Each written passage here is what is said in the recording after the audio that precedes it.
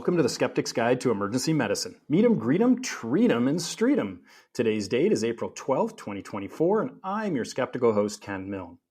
The title of today's podcast is For the Longest Time, to give TNK for an acute ischemic stroke. And our guest skeptic is Dr. Vasisht Srinivasan, and he is an emergency medicine physician and neurointensivist at the University of Washington and Harborview Medical Center in Seattle, Washington. He's also an assistant professor in emergency medicine, neurology, and neurosurgery at the School of Medicine at the University of Washington. I think we've got all the bases covered here. Welcome to the SGEM, Vasisht. Hey, thanks so much for having me, Ken. This should be a really interesting conversation today. Yeah, I think it'll generate a fair bit of activity on the site formerly known as Twitter. And I think that's how we first connected.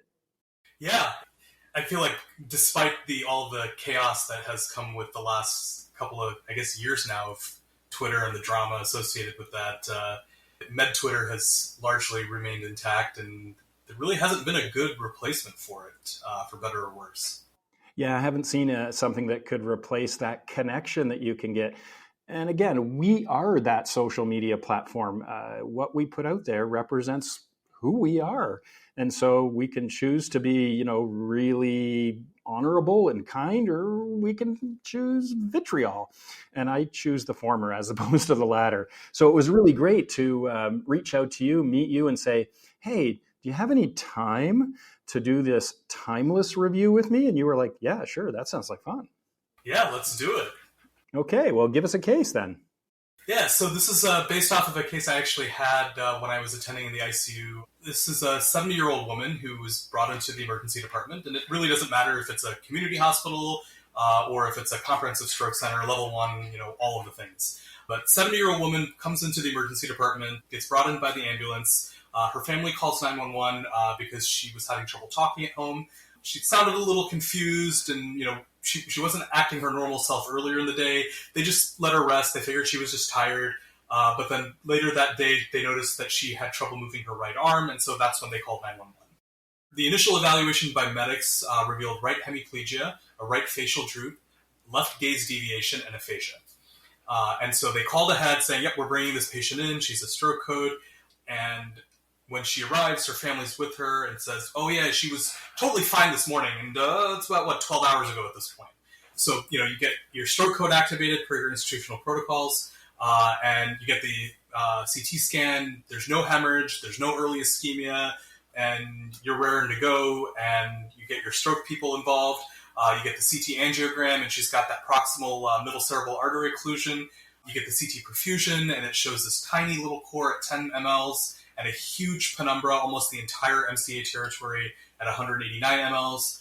And so you're on the phone with your stroke team, and you're talking about thrombectomy, and this looks like it's a pretty small stroke, and it looks like there's no early ischemic changes. Do you want to give thrombolysis also? Yes, the proverbial question about thrombolytics. And this question about thrombolytics spans my whole career, actually, because acute ischemic stroke dates back 30 years to the initial NINS trial that was published in 1995, and that's when I graduated. And since that time, numerous stroke studies and analyses have been undertaken to categorize the potential benefits, but also the potential harms associated with thrombolysis and stroke. And we've discussed this issue multiple times on the SGEM, and I will list those in the show notes. Yeah, I won't tell you what I was doing in 1995, but since that time, there's been numerous thrombectomy trials that have been published looking at the role of thrombectomy in acute ischemic stroke. And the real turning point was in 2015 when the numerous trials, there was actually 5 of them that were published, that showed the profound benefit of thrombectomy in acute ischemic stroke. And then in 2018, that window got extended from 6 hours up to now 24 hours after the publication of DAWN and Diffuse 3. And now the standard of care is mechanical thrombectomy for large vessel occlusion up to 24 hours, but thrombolysis is still used for strokes up to 4.5 hours from onset.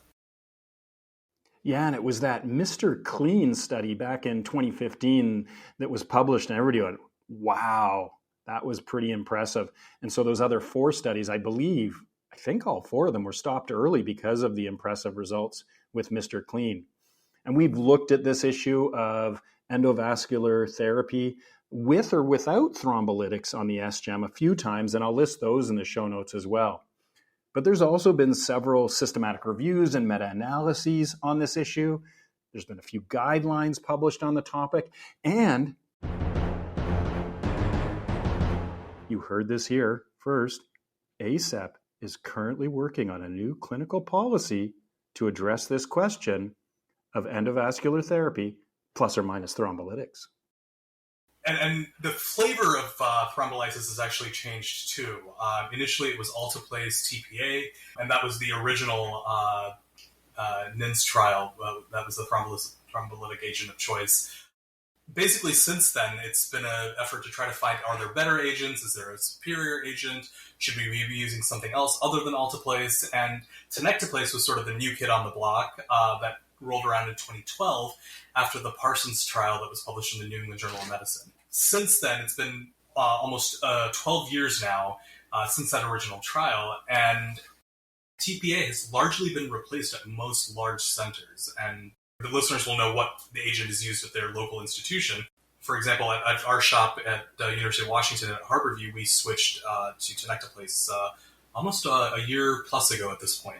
And so most large academic centers, I think, have changed over, and a lot of community shops as well. And you covered this on the SGEM a while back, covering, I think, the ACT trial, looking at the differences between TPA and TNK. And the ACT trial was a pragmatic, multi-center, open-label, registry-linked, randomized controlled non-inferiority trial. And this reported that it was at least non-inferior to TPA if you were treated within 4.5 hours of symptom onset. And then since then, there were numerous trials, and I'm not going to list all of them, but the most important ones for the listeners to look up are the TEST trial from the UK, the Extend IA TNK trial. There were parts 1 and 2. That was done in Australia and New Zealand. There's the NORTREST trials, part 1, part 2A, part 2B. All of them were Norwegian trials. And all of these trials kind of in aggregate have shown that tenecteplase is neither superior to alteplase, but it's also not inferior to alteplase. So it's at best a toss-up. It really doesn't matter which agent you use. You're probably getting the same efficacy. There may be some other associated benefits. Tenecteplase is a one-time bolus as opposed to a bolus plus a drip. There's less math involved. So there are some benefits outside of the trials themselves, but largely they are equivalent in terms of their efficacy, safety profile, and harms. Yeah, and I want to give a shout out to the ACT trial authors, because that was a Canadian trial, and I'm Canadian, and they did a really good job. It's always difficult to perform these large randomized trials, and we're not here to just criticize. We're here just to evaluate and say, hey, what did they do? How did they do it? And we did cover the ACT trial, and they did a good job looking at TNK to see if it was non-inferior to TPA. But moving on, perfusion imaging allows a more careful patient selection for therapy, as you can identify patients with salvageable penumbrum or salvageable ischemic tissue that can be, quote, rescued if reperfused versus those who have this large burden of infarct, this big core size that cannot be recovered with reperfusion. However, this requires some advanced software not readily available in most emergency departments and is generally only found in those large referral centers with comprehensive stroke center designations. The standard criteria for intervention comes from the Diffuse 3 trial and is reflected in the inclusion criteria for this study that we're going to cover today. So, hey, give us the clinical question. Yeah, so the question here in this trial that's being looked at is, does giving tenecteplase, TNK, between 4.5 hours to 24 hours from symptom onset, using perfusion imaging to select patients, improve outcomes after stroke? Yeah, so they're really trying to say, after 4.5 hours, do we have a patient population? Is there a subgroup there that we can tease out using advanced imaging and perfusion software and stuff like that, that we say, yeah, these two have a potential benefit. So what was the reference? Yeah, so this is the Albers et al. Trial by the Timeless investigators, and it's tenecteplase for stroke at 4.5 to 24 hours with perfusion imaging selection, published in the New England Journal of Medicine in February of 2020. Yes, so let's go through the PCOT. What was the population that they included? Yeah, so this trial enrolled adults 18 years of age with independent function, so a modified Rankin score of 0 to 2, pre-stroke, with an ischemic stroke, and they could also receive the drug or placebo within 4.5 to 24 hours from the last known well time. They also needed to have at least an NIH stroke scale of 5, and they needed to have an ICA or MCA occlusion on CTA or MRA. Also, as part of the inclusion criteria, they needed to satisfy the diffuse 3 criteria for perfusion imaging, which was a core less than 70 mLs, that's that infarcted tissue, the penumbra greater than 15 mLs, which is the salvageable tissue, and a core penumbra ratio of at least 1.8. And so they had a number of exclusions, and we'll list those in the show notes. What was the intervention? So the intervention was tenecteplase TNK at 0.25 milligrams per kilogram with a max dose of 25 milligrams. Yeah, that seems to be the dose where the world is settled, right? The research has sort of settled on 0.25 milligrams per kilogram, because I know in some other studies they did use a higher dose of tenecteplase. Yeah, so several of the studies looked at 0.4 with a max dose of 40 and higher doses, and like you said, the literature has largely settled on using 0.25 mg per kg as the standard dose from here on out. And what did they compare it to? This was compared against placebo. And let's go through their outcomes. What was their primary outcome? This was modified Rankin score at day 90. All right, and they had a number of secondary efficacy outcomes and a number of secondary safety outcomes, and I'll list those in the show notes. What type of study was this? Yeah, so this was a phase 3 multi-center double-masked randomized placebo-controlled trial. All right, let's get to the author's conclusions then. They said, quote, tenecteplase therapy that was initiated 4.5 to 24 hours after stroke onset in patients with occlusions of the middle cerebral artery or internal carotid artery, most of whom undergone endovascular thrombectomy, did not result in better clinical outcomes than those with placebo. The incidence of symptomatic intracerebral hemorrhage was similar in the two groups. End of quote. All right, so the next step in our quality assessment is to use a checklist, and we've got 12 questions for randomized control trials. And the answers are yes, no, or unsure. So you ready to go?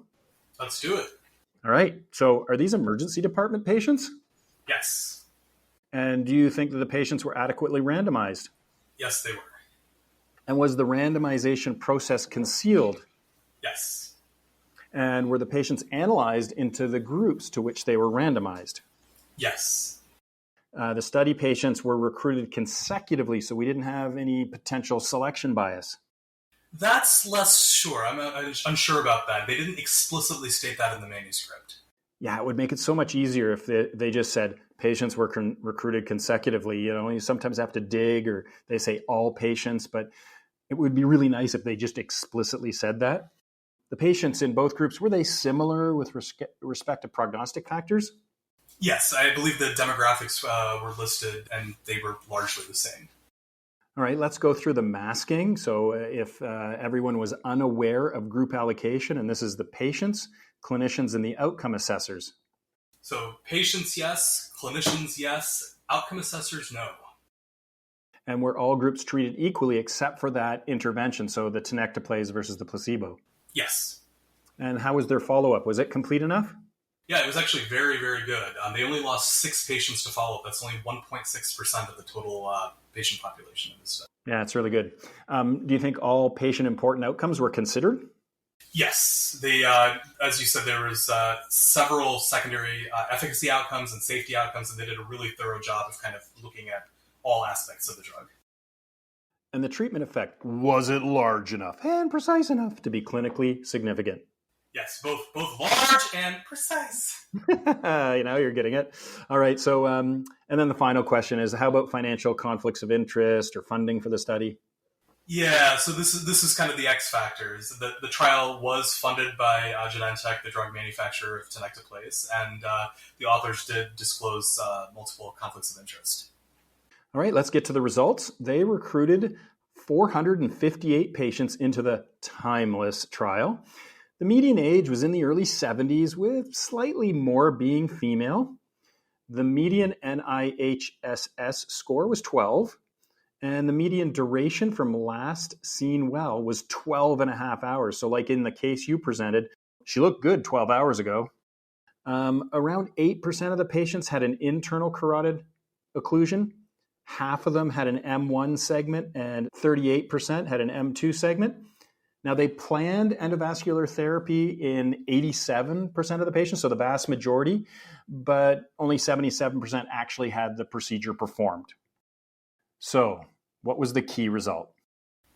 The key result. This is what we've all been waiting for. There was no superiority of tenecteplase over placebo in stroke patients with large vessel occlusions treated between 4.5 and 24 hours last seen well. And can you put some numbers on this for that primary outcome? Because that was the median score on the MRS scale at 90 days. Yeah, so the median score on the modified Rankin scale at 90 days, it was 3, and the interquartile range was 1 to 5.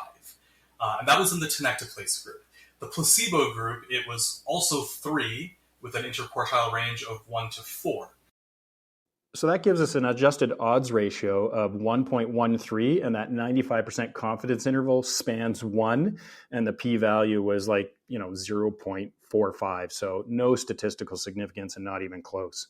How about secondary outcomes? Yeah, so no statistical significant difference in functional independence, reperfusion after 24 hours, or reperfusion at the conclusion of thrombectomy, but they did have radar recanalization of the vessel at 24 hours with tenecteplase. And we'll put the actual numbers in the show notes for those people who want to dive into that. How about the secondary safety outcomes? Death within 30 days, it was almost exactly the same, 14.7% versus 15%. Death within 90 days, almost exactly the same, 19.7 versus 18.2. And the rates of symptomatic intracranial hemorrhage were also similar, 3.2 versus 2.3%. Yeah, so very similar with regards to the safety outcomes. My favorite part, I get to talk nerdy with you. Are you ready to talk nerdy? Let's do it. Oh, I love talking nerdy. All right, so the first thing, let's just get this one out of the way. This is the conflict of interest. The trial was funded by Genentech. The sponsors helped design the study and provided the tenecteplase and the placebo. They were also responsible for monitoring the sites and for data management. There were several Genentech employees as authors on the manuscript, and 2 of them provided the data analysis. Authors who were not employees also declared conflicts of interest. There is literature base that suggests that conflicts of interest can introduce bias into randomized control trials. However, that does not mean in this specific trial suffers from that bias, but it should make us more skeptical. Yeah. Usually bias would make us think that the company would want us to believe that their drug works in this indication, but it's interesting to note that the study was actually a negative study in that case and showed no significant difference between the 2 groups. So what you're saying is that because there's so many declared conflicts of interest and financial involvement from the company, and I try to avoid saying negative or positive, but because they didn't demonstrate superiority, you have even more confidence in this result? Well, I think we recognizing that anytime there is a conflict of interest or that there is a manufacturer or a drug company sponsored study for their own product, there at least is a concern that the study may want to be more supportive of the product or the drug that they're trying to investigate. And in this case, since that wasn't the case, you almost want to believe the study more. Yeah, so I think you would refer to that as the spin, right? The spin on the study. And they didn't find superiority. So nerdy point number 2, the trial was conducted at 112 sites. It was 108 in the United States and 4 in Canada. And it took them 4 to 6 months to recruit the 458 patients required based on their power analysis for the primary outcome. And this only really works out to about 1 patient per site per year, which doesn't seem like a lot. And I kind of wonder, did they have trouble enrolling people? Did they only have certain hours of the day that they were able to enroll people? What was going on there that they had so few patients per site per year that actually were enrolled? Yeah, and that's where my skepticism came in about are these consecutive patients? And I'm unsure because they didn't say consecutive patients, but you work at a big stroke center. Would you see more than one patient per year that would fit this clinical scenario that would be eligible for this sort of therapy? I mean, we work 8-hour shifts in our emergency department, and I think we see more than one patient per shift some days. And so it just strikes me as odd that what was going on in these 112 sites that prevented them from enrolling more than one patient per year per site. And, obviously some sites, I'm sure, enrolled a lot more, and some sites didn't enroll as many. And having participated in multi-center studies, I know how challenging it can be to enroll patients in general, but it still just kind of makes me go, interesting. Makes me go, perhaps we got it wrong. And I will reach out once this show gets up. I plan to reach out to the corresponding author, and maybe they can answer that for us. Nerdy point number 3 is about safety. The point estimates for symptomatic intracranial hemorrhage and death were all worse with tenecteplase, but the study was not powered for safety. It was powered for efficacy. And although these point estimates were not statistically different, you could argue that the person who died felt it was clinically significant, but we don't know if more people necessarily would have died if the study was powered properly to tease out the safety. Looking at the randomized control trials that address this subject of safety with thrombolytics, 5 out of the 6 studies had more bleeding, and 4 out of the 6 had higher mortality rates. And I'll list the details in the show notes about those safety metrics. Yeah, this is a topic that has been kind of debated, discussed, agonized over in hundreds and hundreds of papers ever since thrombolysis for stroke originally was proposed.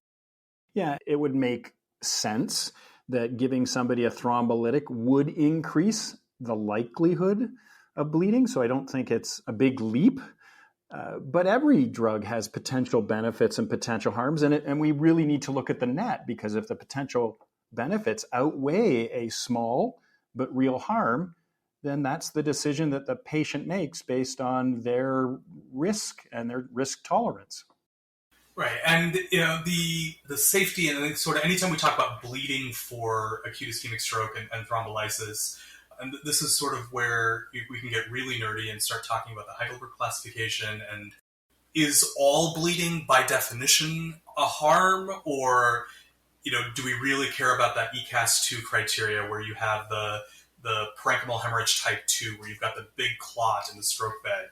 Is that really what we care about? Or do we care about hemorrhage associated with the NIH stroke scale increase? And so I think there's a lot of nuance in this that we really have to kind of delve into the weeds of the statistics in these individual studies to kind of get a sense of how safe versus unsafe are these therapies that we're proposing to our patients.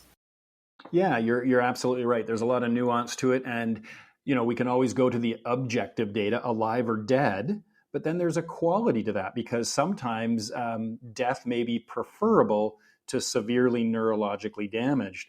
And so again, that brings in subjectivity.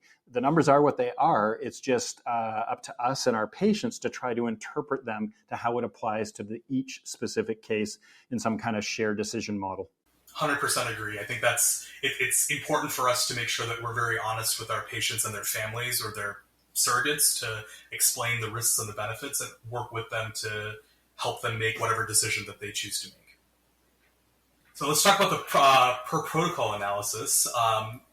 This type of analysis tends to bias results towards finding superiority, but despite using this type of analysis and that bias, they still didn't find tenecteplase to be superior to placebo in these patients.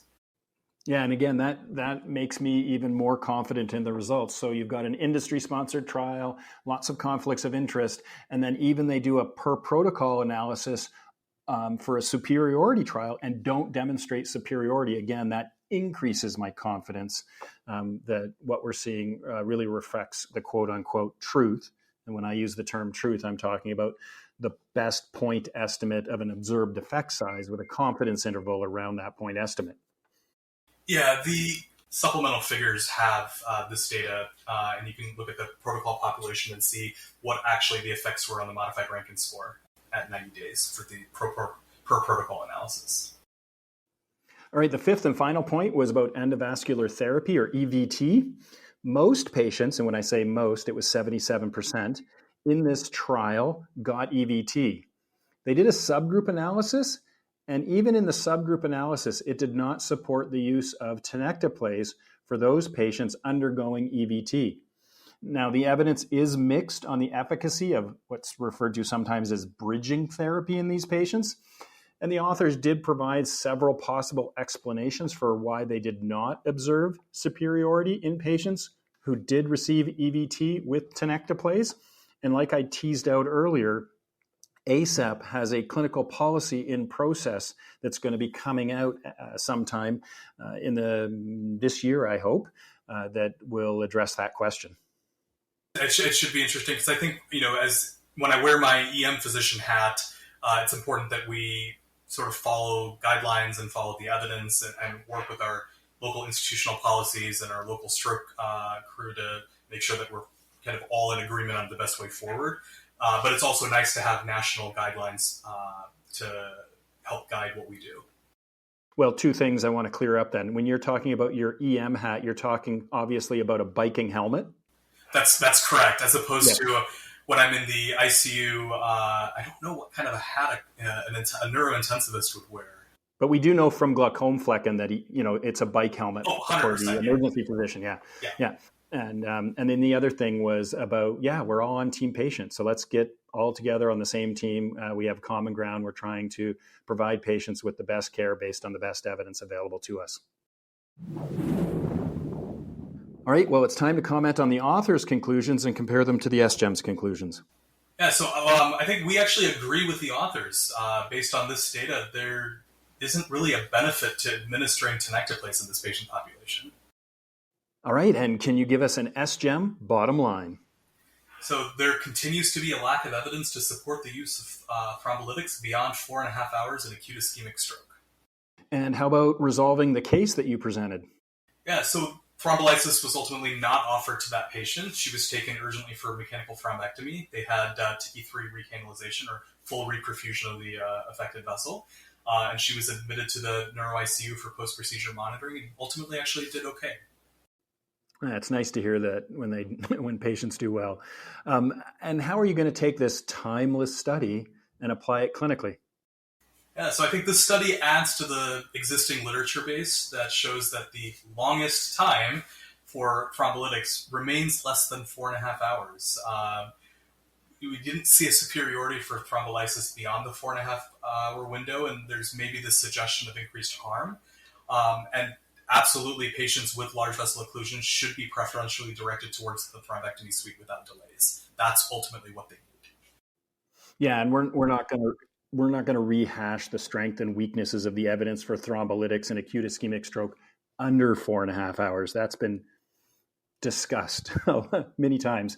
And if people want to read more about my thoughts on this issue, there is a Canadian Journal of Emergency Medicine debate with Dr. Eddie Lang. There's the Lown Institute article with Dr. Daniel Fadovich, and the number needed to treat assessment that I did with Dr. Justin Morgenstern.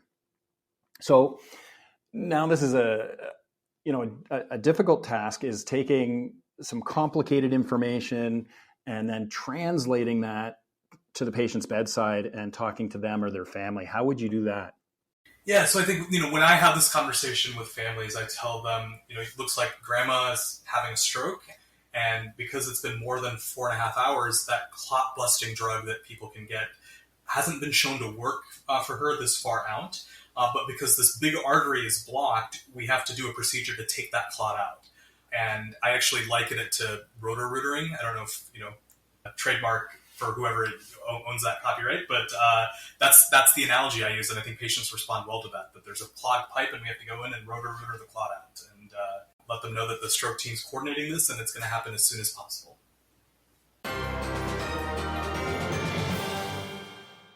All right, it's time to announce the Keener contest winner.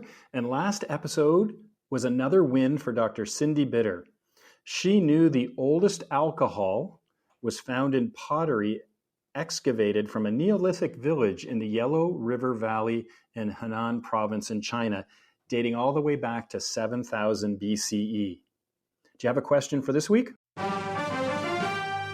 Yeah, so it's actually on topic, and it's this. Tenecteplase has not yet been approved by the FDA for the treatment of acute ischemic stroke. However, it has been approved for the treatment of myocardial infarction. The question is, what year did the FDA approve TNK for STEMI? Yeah, that's a good question. And just because the FDA hasn't approved something doesn't mean physicians don't use it and can't use it. And we've seen this with Alteplase because the FDA has never approved Alteplase for acute ischemic stroke beyond 3 hours. But it's, of course, used routinely, and now it's being transitioned to Tenecteplase. So if you know what year the FDA did approve Tenecteplase, and I shouldn't say STEMI because Dr. Amo Matu might get upset for OMIs. If you know that date, then send an email to the sgem@gmail.com with Keener in the subject line. The first correct answer will receive a cool skeptical prize. Well, this is one of the wonderful things I love about social media.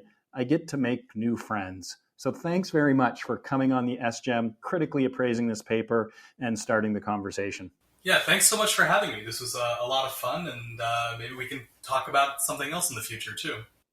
Absolutely. Stroke it's going to be the big hot topic in the next, I think, 10 to 20 years of our careers. And I've always kind of joked that stroke, and especially ischemic stroke, has been about 15 to 20 years behind MI. And we initially started treatments of occlusive MIs with thrombolysis, and then we moved to thrombolytics, we moved to thrombectomies, essentially, or angioplasty, and we're doing the exact same thing with stroke now. We started with thrombolysis, which kind of maybe sort of worked and maybe didn't, and but now we're moving on to a definitive therapy that we know actually works really well with very low number needed to treat and has a profound effect size. And so I'm looking forward to what the next 10 to 20 years worth of data is going to show us. Well, until the next paper gets published and I invite you to come back on or you suggest a paper to me, can you read the SGEM tagline? Yeah, remember to be skeptical of anything you learn, even if you heard it on the Skeptic's Guide to Emergency Medicine. Talk to everyone next time.